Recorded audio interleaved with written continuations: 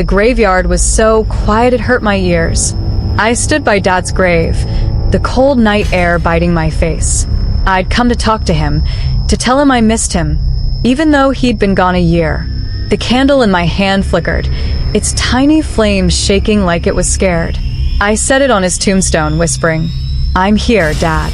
That's when I heard it, a soft, slimy voice, like wet leaves sliding over each other. "You shouldn't be here," it hissed right in my ear.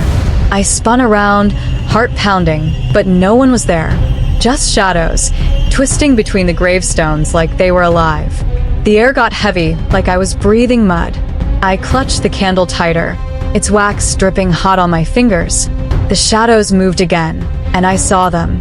Figures in torn, dirty funeral clothes, standing in a circle around me. Their faces were wrong. No eyes, just black, oozing holes where eyes should be, dripping like they were crying ink. They didn't move, but their heads tilted, all at once, like puppets on strings. "You stepped on unhallowed ground," they whispered together, their voices crawling into my head. "You woke us." I wanted to run, but my legs felt like stone. The ground under my feet felt soft, like it might swallow me. I looked at Dad's grave, and my stomach twisted. The dirt was moving, like something was pushing up from below. I saw a hand, gray, rotted, with fingers bending the wrong way, claw out of the soil. It wasn't real. It couldn't be. But it looked like Dad's hand, the one that used to ruffle my hair. "You left me," it said, in Dad's voice, but all wrong, like it was underwater. I screamed, dropping the candle. The flame went out, and the darkness swallowed everything. The eyeless figures moved closer, their whispers louder, saying my name over and over.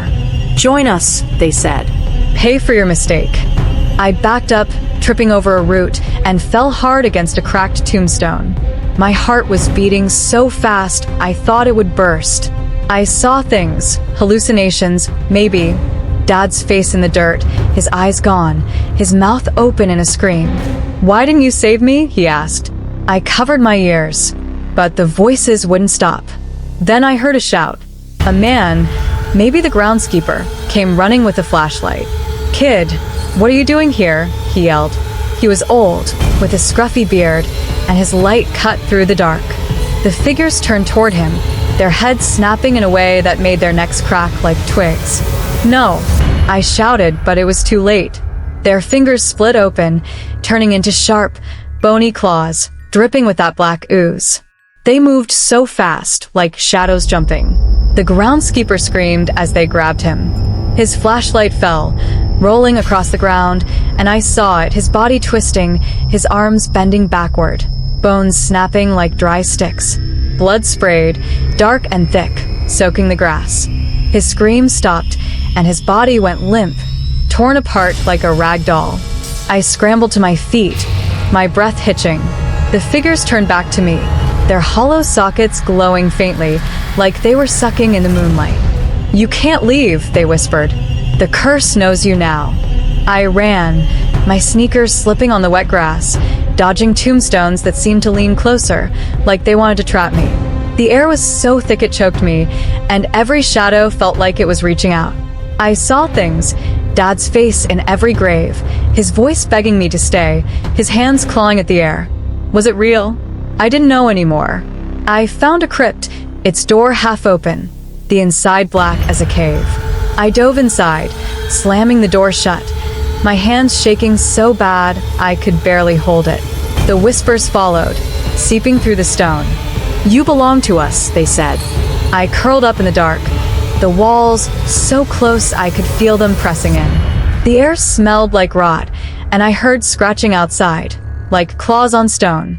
My eyes burned, like something was crawling inside them. I kept seeing those hollow sockets, even when I closed my eyes. I don't know how long I stayed there. Hours maybe, until the whispers faded.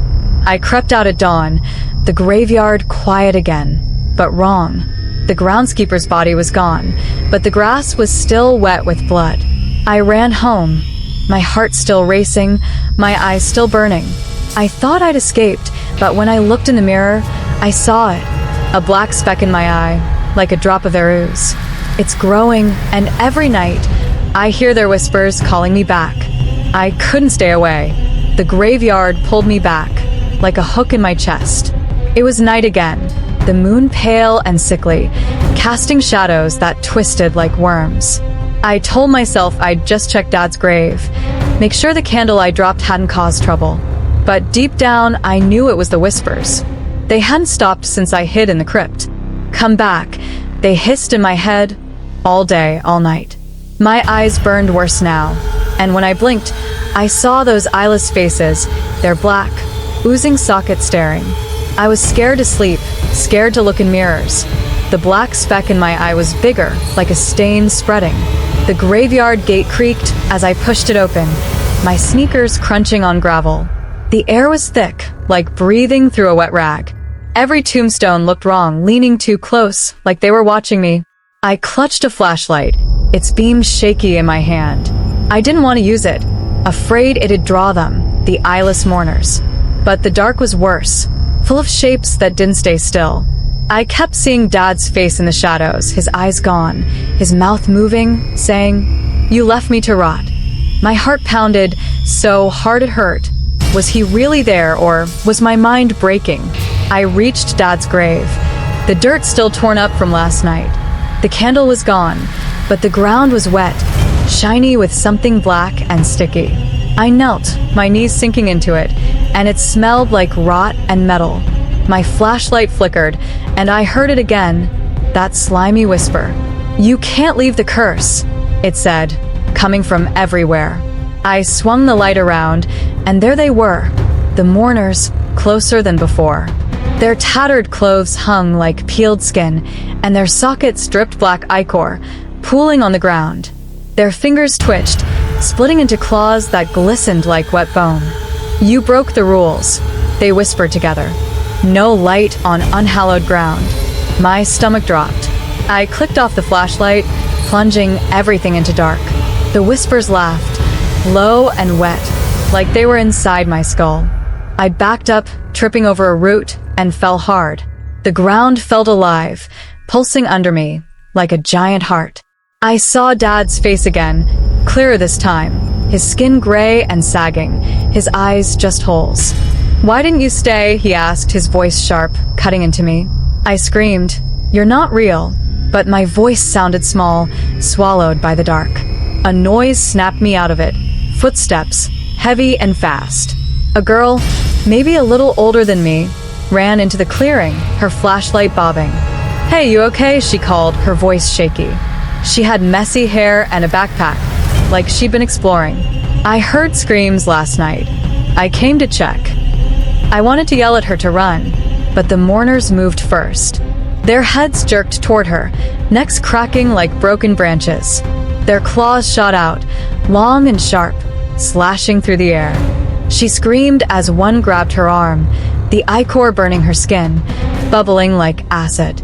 I froze, watching her body twist, her arm bending backward, bones popping. Blood sprayed, dark and thick, soaking her clothes. She fell, her flashlight rolling, lighting up her face. Her eyes were gone, just oozing holes now. I ran, my breath choking me, dodging tombstones that seemed to shift, closing in like walls. The mourners' whispers followed, saying my name, saying I'd join them soon. I saw things, Dad's hands clawing from every grave, his voice begging, accusing. My eyes burned so bad I could barely see, and the black speck felt like it was moving, crawling inside me. I stumbled into a ditch, the dirt cold and wet, and curled up, covering my face. The whispers grew louder, telling me rules I didn't understand. No light, no sound, no tears. I bit my lip to stay quiet, tasting blood. The girl's scream stopped, and the silence was worse. I peeked out, heart racing, and saw the mourners dragging her body toward a crypt, their claws weaving her skin into the ground like thread. The ichor pooled around her, sinking into the dirt, and the graves pulsed faster, like they were hungry. I crawled out of the ditch, keeping low, and ran for the gate. The air felt like hands grabbing at me, and every shadow was a mourner, waiting. I made it out, collapsing on the road, my chest heaving. But it's not over. My eyes burn all the time now, and the black speck is spreading, like ink in water. When I close my eyes, I see the girl's face, her sockets empty, her mouth whispering my name. The mourners' voices are louder, telling me I can't escape. I keep my lights off at home, afraid of breaking their rules, but I feel the ichor in me, creeping closer to my heart. I swore I'd never go back, but the graveyard wouldn't let me go. The whispers were louder now, scratching inside my head like nails on a chalkboard. Every night, I heard them. You belong to us. My eyes burned worse, the black speck in them growing, like a spider spreading its web. I saw things. Dad's eyeless face in my window, his voice saying, "Come back, or you'll never be free." I couldn't sleep, couldn't think. The graveyard was calling, and my feet moved like they weren't mine, dragging me out into the cold, dark night.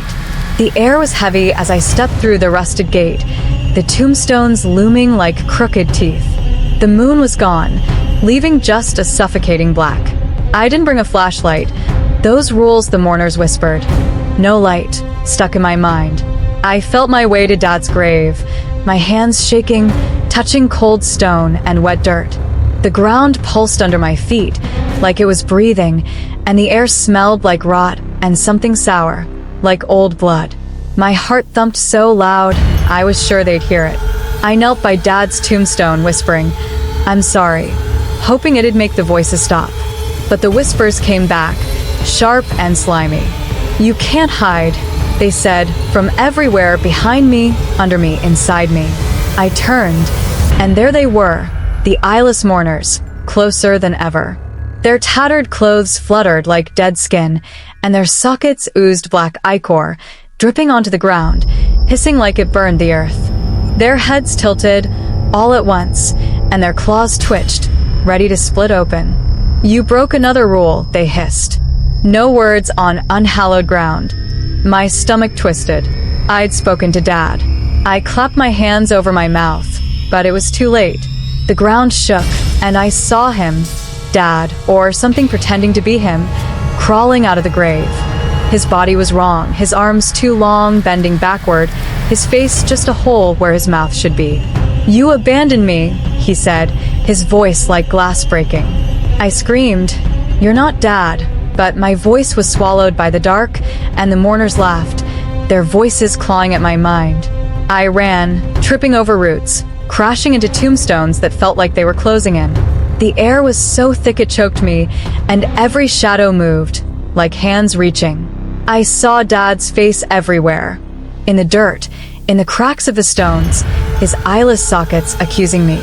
My eyes burned so bad I could barely see, and the black speck felt alive, squirming inside me. I stumbled toward the crypt from that first night, its door open like a gaping mouth. I didn't want to go in, but the mourners were behind me, their claws scraping the ground.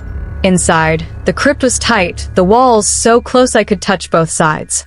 The air was cold and damp, smelling like mold and death. I pushed the door shut, my hands slipping on slimy stone. The whispers followed, seeping through the walls. "You can't escape the curse," they said. I curled up on the floor, my knees to my chest, trying to stay quiet. But then I heard it, a scream, high and sharp, from outside. Someone else was in the graveyard. I peeked through a crack in the door. A man, maybe a cop, was out there, his flashlight cutting through the dark. "Who's there?" he shouted, his voice shaking. The mourners turned to him, their bodies jerking like broken dolls.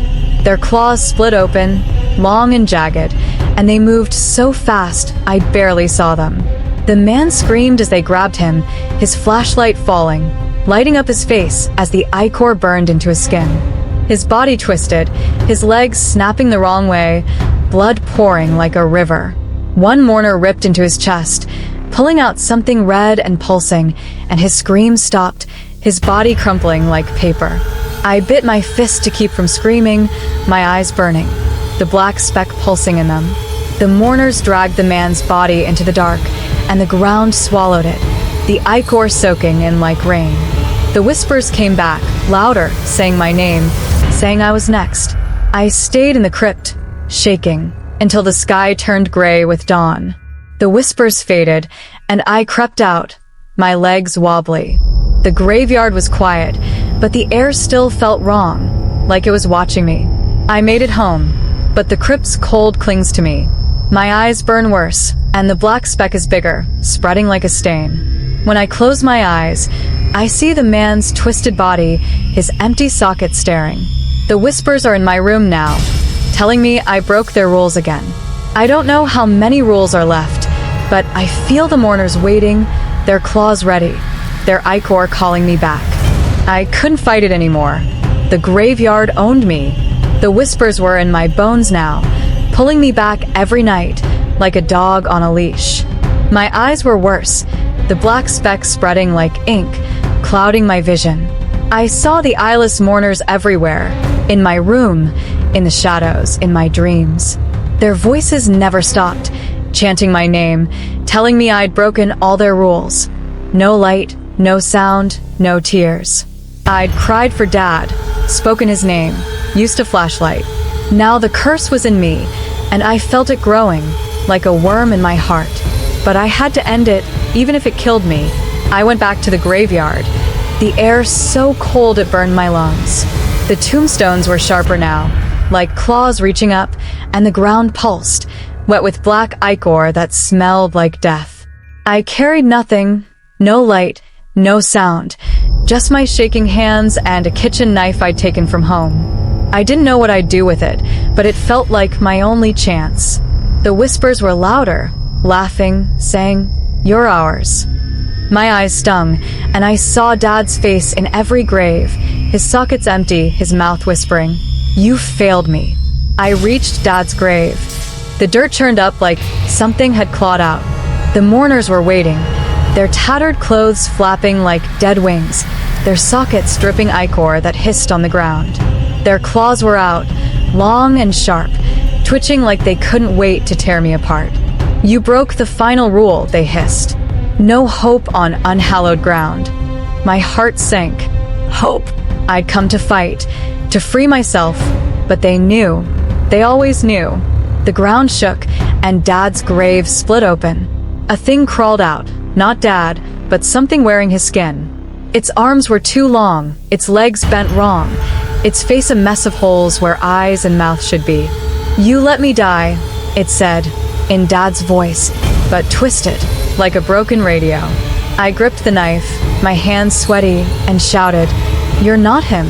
But my voice cracked, and the mourners laughed, their claws splitting wider, dripping black. A sound broke the air, boots crunching. A woman, maybe a security guard, appeared, holding a flashlight. "Kid, get out of here," she yelled, her beam cutting through the dark. I tried to warn her, but the mourners moved like shadows, their claws slashing. She screamed as they grabbed her, the ichor burning her skin, bubbling like acid. Her body twisted, her spine snapping backward, blood spraying like rain. They tore her apart, her flashlight falling, lighting up her face. Her eyes were gone, just oozing holes now, staring at me like she blamed me. I ran, the knife still in my hand, the mourners' whispers chasing me. "No hope," they said, over and over. I saw Dad's face in every shadow, his voice screaming in my head. My eyes burned so bad I could barely see, the black speck now a web across my vision. I tripped, falling into a ditch, the dirt wet and sticky with ichor. The mourners circled above, their claws scraping, their sockets glowing like black stars. I thought I was done, but then I saw it. A cracked mirror leaning against a tombstone, its glass foggy but reflecting me. In the mirror, my eyes were wrong. Black ichor dripped from them, like I was one of them. I screamed, and the mourners screamed back, their voices shaking the ground. I didn't think. I swung the knife, smashing the mirror. The glass shattered, and the mourners howled, their bodies twisting, claws slashing at the air. The ground stopped pulsing, and their whispers faded, like a radio turned off. The thing pretending to be Dad collapsed, its body melting into the dirt, leaving only a pile of rotting skin. I crawled out of the ditch, my hands cut from the glass, my eyes still burning. The graveyard was quiet, too quiet, like it was holding its breath. I stumbled to the gate, blood dripping down my fingers, and made it out as the sun rose, pale and weak. I thought I'd won, that breaking the mirror broke the curse. But when I got home and looked in my bathroom mirror, I saw it. The black ichor, still there, pooling in my eyes. The mourners' faces stared back, their hollow sockets closer than ever, whispering my name. I'm alive, but I'm not free. I keep every mirror in the house covered, but I feel them watching. My eyes burn all the time, and the ichor drips when I'm alone, staining my face. I hear their whispers at night, telling me I'll come back, that I'll join them. I see the guard's eyeless face in my dreams, her blood on my hands. The graveyard let me leave, but it kept a piece of me. And every time I blink, I'm scared I'll see their sockets, waiting to pull me back forever. If you're still breathing, congratulations. You survived another tale from Majesty Horror Story. But the nightmare doesn't end here. Hit subscribe, tap that like button, and share this story, or she might pay you a visit tonight. Don't forget, they're watching who doesn't share. Sleep tight.